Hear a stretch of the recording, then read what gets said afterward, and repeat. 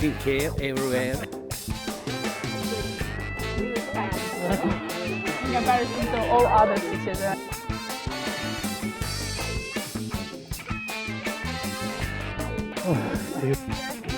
No. Okay, you can speak, no problem. I'll put the video.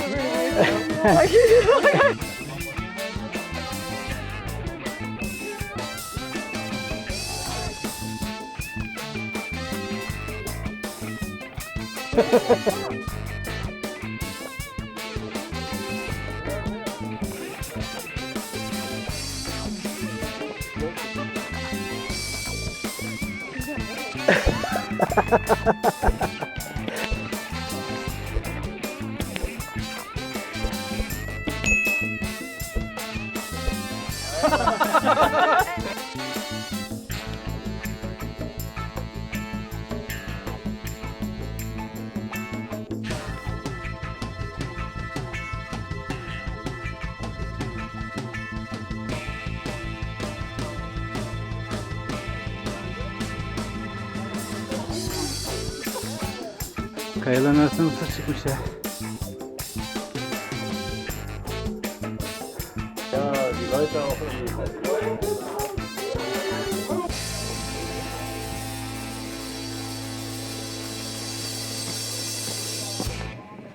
Ayman, next time. Gather together, we are hiking much more. We will, Olga, we will come back. But we drink wine upstairs. Yeah, but she's got really good shoes. I will... Really? Bottom of your, under your feet, okay? They can sleepy. Have you been here, Joe? Huh?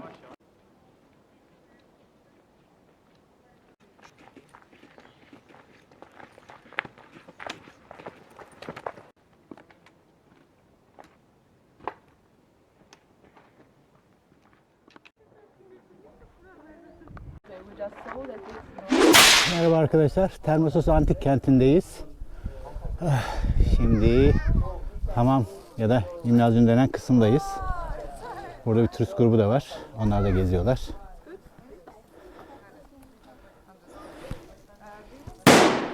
Rehber arkadaş bir şeyler anlatıyor. Biz de kaçak olarak onları dinliyoruz. Merhaba. Merhaba, iyi bakıyorsunuz. Merhaba. Tamam. Ben de YouTube'dayım. YouTube'a Şuradan takip et. Yok, şuradan takip. Takip et orada bir yerde. başka YouTube'a rastladık. Tüh. Ama onun kamerası yok. Bende kamera var. Dolayısıyla ben yükleyebileceğim ama daha önce yüklemiştir bu muhtemelen. Şuradan takip edelim arkadaşlar. Nereye gidiyoruz? Bakalım. Zaman zaman öndeki arkadaşları modelim olarak kullanmak istedim. Sağ olsunlar kabul ettiler. Zaman zaman güzel görüntüler alabilmek için diğer kamerayla onların da artist pozlarını görebileceksiniz sonraları. Ya da başlarda bilmiyorum nereye koyacağım videoda.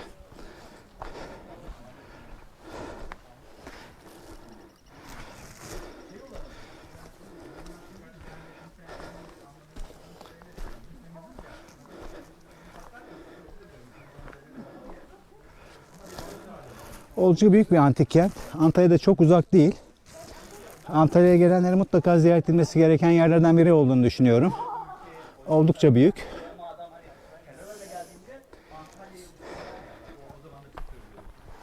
Ormanı ve doğanın içindesiniz. Çünkü çoğu şey doğada kaybolmuş. Ama doğa da çok güzel bu arada. Görebildiğiniz gibi tropik orman görünümünde.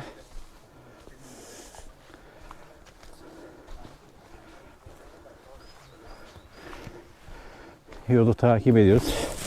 Tabelalar bazı yerlerde var, bazı yollarda yok. Ama şu gördüğünüz yollar zannedersem antik yol.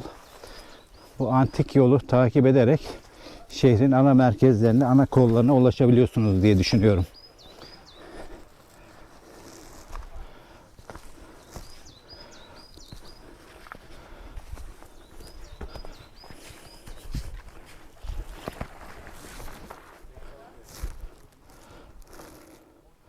Bazı kısımlara maalesef erişim yok gibi çünkü aşağılarda kalmış. O kısımlara erişebilir miyiz? Çok emin değilim. Belki bir sonraki girişimde şey yaparım. What is your channel, Isu? Nail Tufan. Later I will give you address.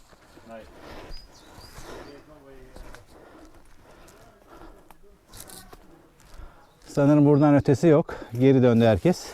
Biz de geri dönüyoruz. Evet. Modellerimiz burayı uygun buldukları için burada fotoğraf pozu veriyorlar. Evet, Instagram için. No, it's not snake. Hey, it's not snake. No. It was the sticker. How do you call that? Madem.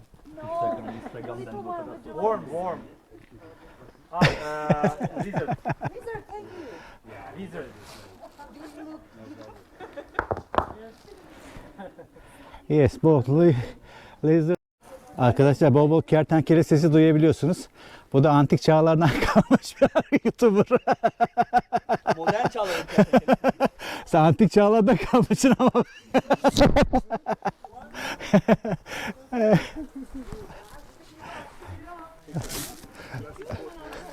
Ancient YouTuber. Ups, buralarda İsa'dan önce 36'dan 25'e kadar Galatilyalı Aminastas'ın Pisidya'nın diğer kentleriyle birlikte Termesus'ta yönettiği bilinmektedir. Roma İmparatorluk döneminde ise şehrin bağımsızlığını koruduğu vasıta sefirlerden anlaşılmaktadır. burada kulübemsi yapılar var.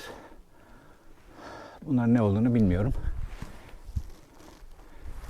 Şehrin çoğu hala aslında restore edilmemiş. Restore edilse muhtemelen Efes'e rakip olabilecek düzeyde. Tiyatroya doğru gidelim. Şehrin Bizans döneminde ve sonraki devirlerdeki durumu hakkında hiçbir bilgi bulunmamaktadır. Tiyatronun bölümü de olabilir. Burada gladyatörler savaştırıldı mı çok emin değilim ama muhtemelen vardır. Daha sonra Wikipedia'dan edindiğim bilgileri sizlere seslendirme olarak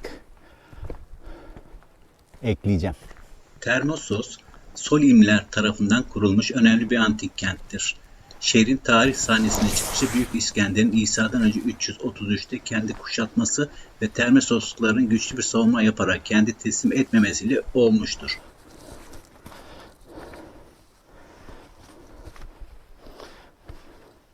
Arkadaşlar ben yürüyüş botu giydim.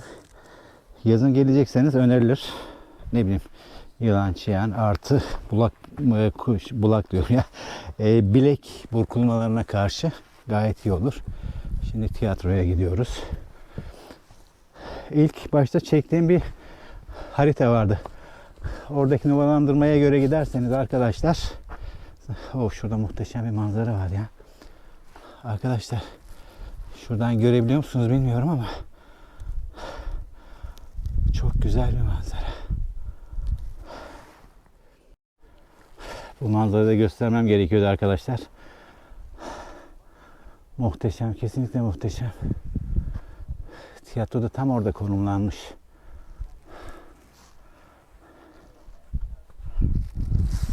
...360 derece gösterdim sizi.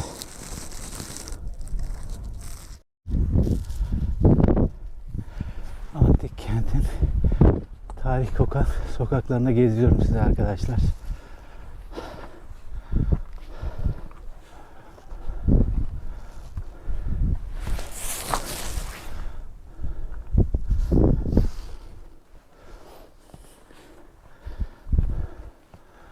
Mart ayındayız ama hala ziyaretçi var. Yazın ya da birkaç ay sonra muhtemelen ağaçlar da çiçek açacaktır ya da yapraklanacaktır. O zaman görüntünün daha da muhteşem olacağını düşünüyorum. Biraz yüksekte olduğumuz için yazın gelirseniz yanınıza hırka gibi bir şey alırsanız iyi olur. Çünkü serin olduğunu düşünüyorum.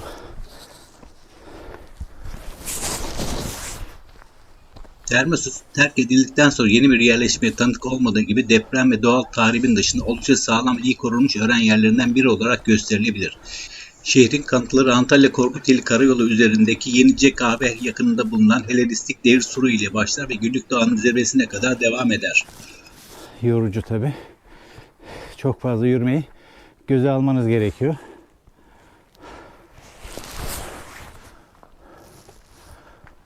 Ağaçlar da sanki tarihe eşlik eder gibi. Çok güzel. Yaşlı ve dalları ayrılmış.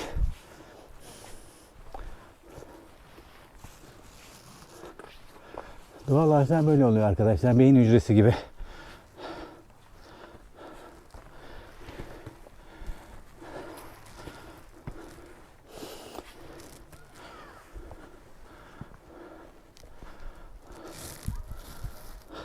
Taşların çoğu toplanmamış.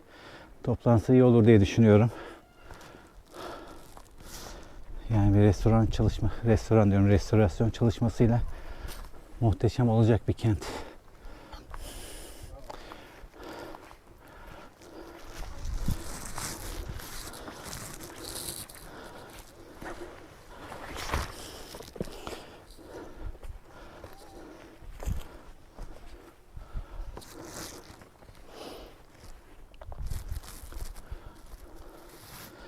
Drone da uçuracaktım ama arkadaşlar drone uçurmak yasakmış. Nedenini sorduğumda muhtemelen define avcıları buraya gelip drone'la koordinat belirlemesi yapıp define arıyorlarmış. Tarihin harap edilmemesi için ben de drone uçurmuyorum. Yasaklara uyum anlamında. Aslında yasak tabi bizim için olmaması gerekiyor da sonuçta tanıtım yapıyoruz.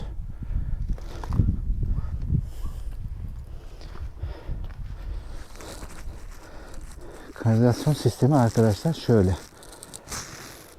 Ya da nasıl denir? Drenaj sistemi. Ya da sulama sistemi.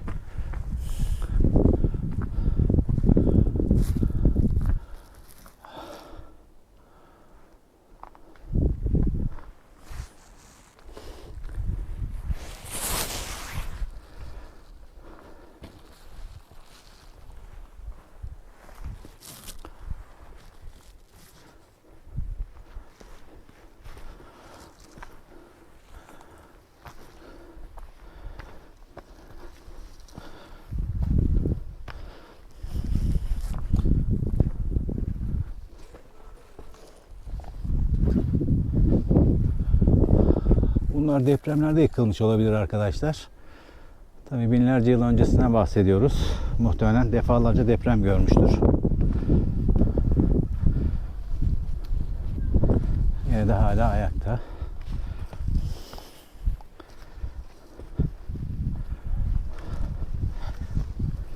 Antalya'da çok büyük depremler üretildiğini duymamıştım ama yine de 6 civarına çıkabiliyor.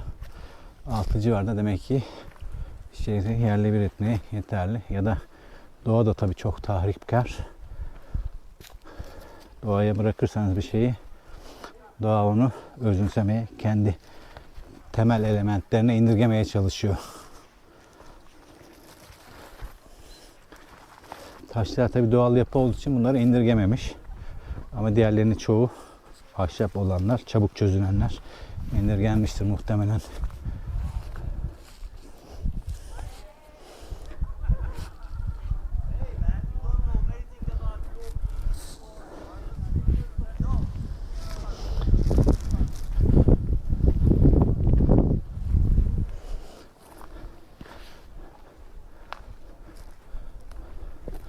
Tiyatro aslında epeyce büyükmüş. O dönemde düşünürsek Aspendos, Perge büyüklüğünde bir kent olduğunu düşünüyorum.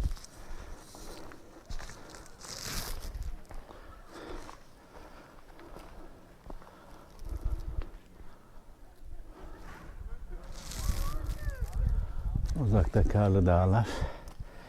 Evet, tiyatroyu her antik Yunan kentinde olduğu gibi burada da tiyatro var. Büyük bir tiyatro. Kalanlar burada. İllüstrasyon çalışması tamamlandığında güzel olacağını düşünüyorum. Çünkü aşağı doğru iniyor aslında tiyatro.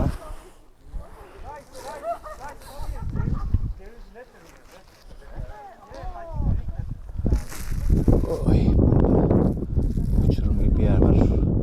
Muhtemelen orada kaya parçaları olduğu için oraya kadar iniyordu.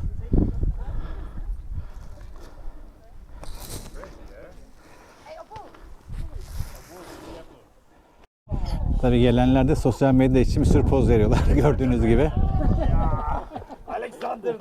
Eğlenceli bir grup. Burada tanıştık. Onlar beni, onlar da ben de onları takip ediyorum. Arkadaşlar fark edebiliyorsunuz bilmiyorum ama şuralarda kaya mezarları var. Oraya çıkabilecek miyim bilmiyorum. Deneyeceğiz.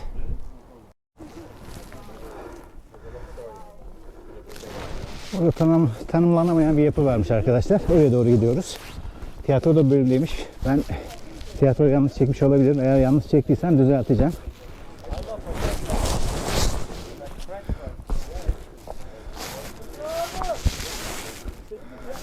Grubu takip ediyorum.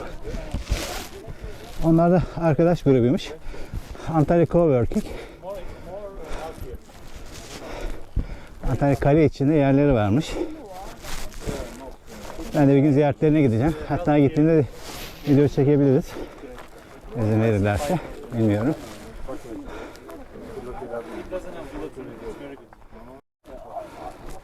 Hiking gruplarında buraya geldiğini düşünüyorum. Yürüyüş.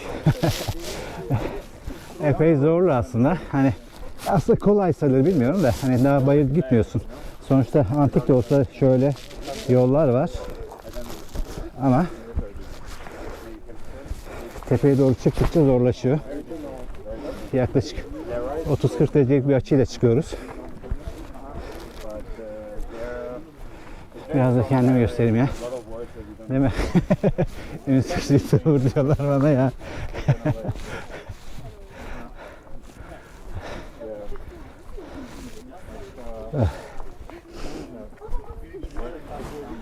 Bu sefer mikrofonu test ettim. Mikrofon çalışıyor. Yani ses de alıyoruz.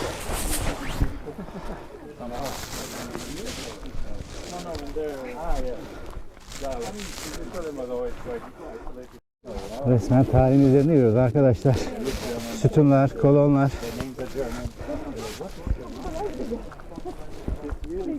Bütçe ayırıp eğer bu antik kent ayağa kaldırılabilirse çok ünlü olacağını düşünüyorum.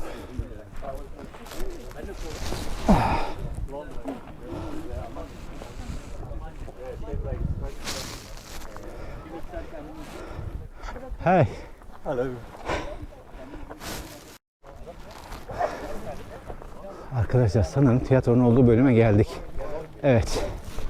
Antik tiyatro buradaymış. Biraz önce tiyatro zannettim yer farklı bir yermiş. Şehir surları var burada. Her tarafta drone uçurmak yasakleniyor. Allah, drone da getirdim ama uçuramayacağız ya. Buna çok üzüldüm.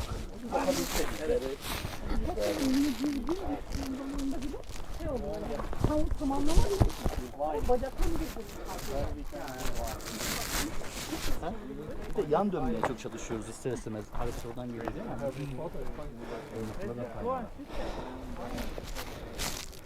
Evet, tiyatro. Buradan manzara görelim biraz. Ne yapıyorlar? O yüzden birileri piknik mi yapıyor?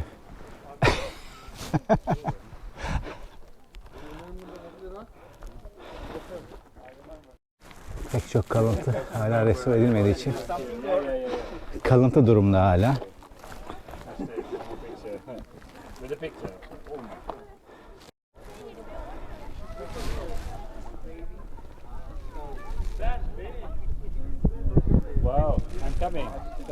Şu ileriden arkadaşlar denizi de görebiliyorsunuz.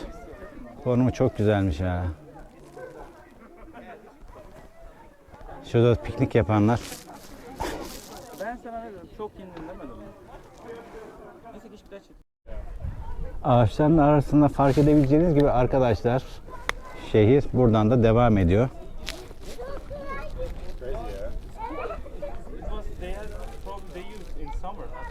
Şu kısımda var. Şu kısımda var. Mezarları tepelere yapmışlar ama oralara gidebilecek miyiz çok emin değilim.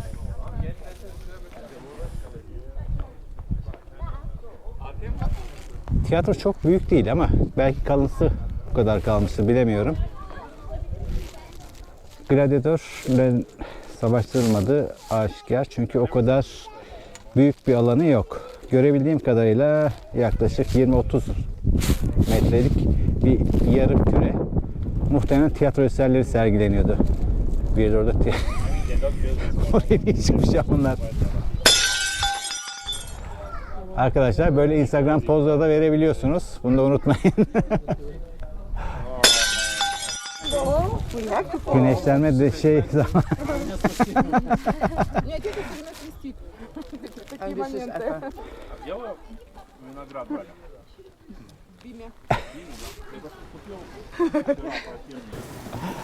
Az önceki bilgi arkadaşlar YouTuber değilmiş yalancı. Make up time. One more time, давай. Давай. Ah, thank you. Yes, he's I'm beautiful. beautiful. Pazar kısmındayız.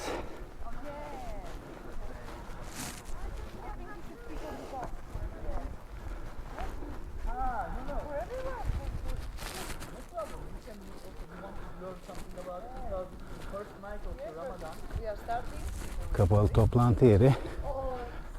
Bu meclisinin zannedersem. Grubu takip ediyorum.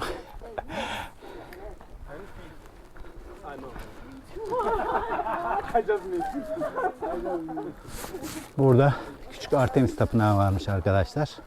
Okay, you go there. I will wake them. I'll show the way. Ben de YouTube'dayım. Şurada. Çevirmeyeceksin değil mi videoyu? Şuraya koyuyorum. Tamam. Link bırakıyorum buraya. Ama link falan yok arkadaşlar. Kekliyor bizi.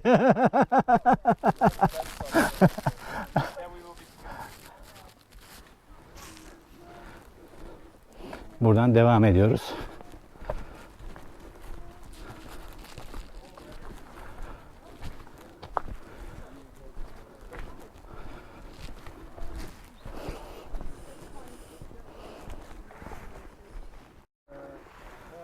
Kahraman Mezarı.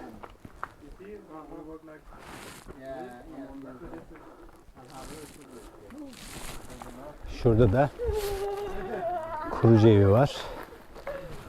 Oraya doğru gidiyoruz.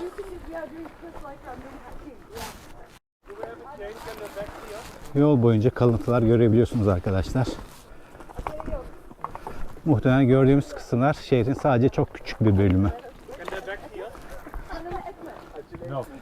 Şurada duvarlar falan var.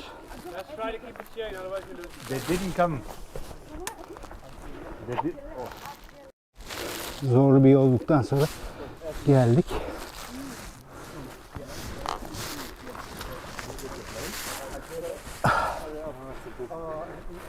Şuralardan geçiyoruz arkadaşlar. Kocuğun evi de yıkılmış ama. En azından restore edilmiş bir şey bekliyordum ama yok. Ağaçlar bir sarılmış buralara. Evet.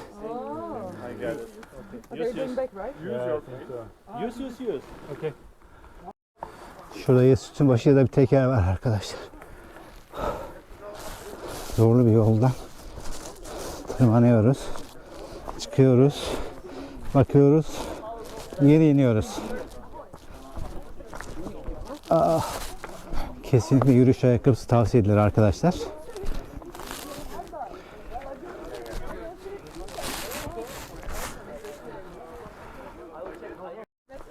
Yol buralarda biraz daha rahat. Her tarafta yine kalıntılar var.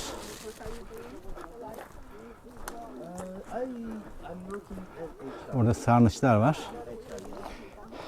Emniyet açısından demirle çerçevelenmiş.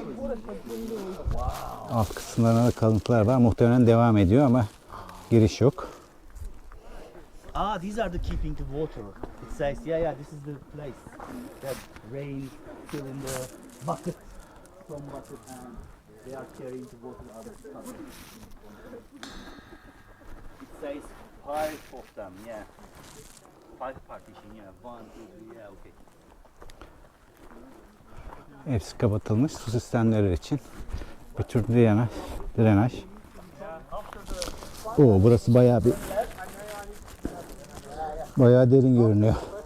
Yaklaşık 5 katlı apartman yüksekliğinde. Oh, look at it, Benito. Benito. Burası biraz tıkanmış.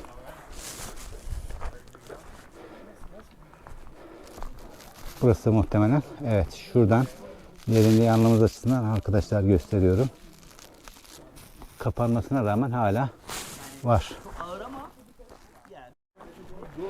Orada bir şey var mı yok mu onu kontrol etmeye çalışıyoruz. Haritalara göre gitmeye çalıştığımız için bazı yerleri tarihi. Evet. Takip etmeyi Dur. kapatayım. %7'de bir shot daha alırım. Ondan sonra öbür kamerayla devam ederim. Yani işin esprisine koymasanız bile, eğer antik şehirlerle ilgili bir paylaşım yapıyorsanız bu anlamda bunu dile de belirtmenizde fayda olur. Yok zaten ben de belirtiyorum. Senden önce aşağıdayken ben belirtmiştim. Yok önemli çünkü ben çok Evet. gidiyorum. Ya bence Efes'ten daha ünlü duruma gelecek bir kent aslında. Arkadaşlar çok zorlu bir yol. Zor. Afiyet olsun. Hadi yardım. Arkadaşlar şöyle bir yerde daha çıkacağız. Gerçekten yorucu bir yer. Ama manzara muhteşem. Buradan görünmüyor ama şu aradan gösterir sonra. Guys, there are some stairs there. Yeah. The guys went up there. Zorlu antik merdivenlerden çıkmak zorundayız. Arkadaşlar Top of the Mountain dedikleri bu galiba. Uzaktan karlı dağlar görünüyor. Muhtemelen saklı kent. Yemek molası verdik.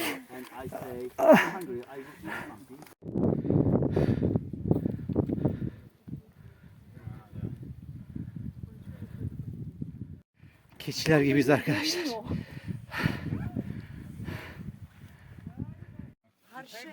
They look like sausages. They look like sausages. Yeah. It's a problem. Skincare everywhere.